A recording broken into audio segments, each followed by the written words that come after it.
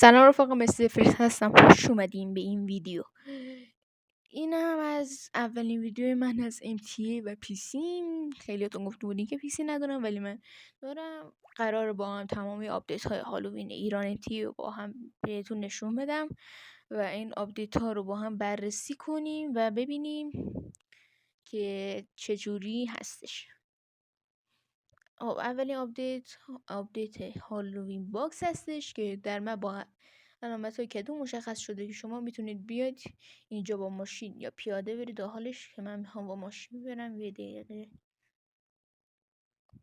با ماشین میرید داخلش و میتونید هالووین باکستون رو بگیرید که هر 3 ساعت یه بار میتونید بیاد بگیریدش. لازم نیست 3 ساعت تو بازی باشین، همینجور 3 ساعت یه بار میتونید بیان بگیریدش.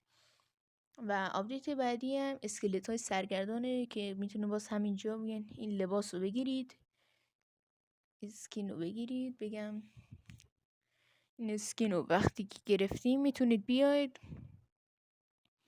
و میتونید اون اسکلت ها رو پیدا کنید و روشون کلیک راست کنید و بگیریدشون. حالا من اینجا دوستان اینجا میدونه اسکلت شبیه جادوگر هم هست بیشتر، ولی اسکلت و شما میرید روش کلیک راست میکنید و برش میدارید و مقدار پول بهتون جایزه میده. خب این دومین آپدیت بود که خیلی آپدیت خفنیه و منم همه آپدیت ها رو قراره براتون ویدیو بگیرم و بذارم توی چنلم.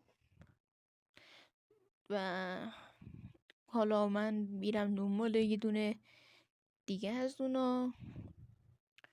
دوستان اگه خواستین مثلا یه تم خوب داشته باشید توی هالووین، اگه برید به قبرستون یا همین 4 راه شبیه 4 راه ماننده زیاد راه همینجا توی الس، شما میتونید برید اونجا و یه دونه رومرو یا همون ماشین نشکش بردارید که پشتش یه تابوته و از اونجا با همین لباس برید. خیلی تم ترسناک و خفنی میشه برای هالووین. اینم پیشنهاد من بود برای تمتون که داشته باشید. و حالا من میخوام برم دنبال یه دونه دیگه از اونا. برای همین من ویدیو رو کات میکنم تا بریم یه دونه پیدا کنیم. خب رفقا، همونطور که میبینید ما یه دونه پیدا کردیم. اینجا بریم از زاویه نزدیک نگاش کنیم و بررسیش کنیم. این اسکلت نزدیک داستشه من برش کلیک میکنم و 13 کابل. که ویدیو دیدیم و تا ویدیو بعدی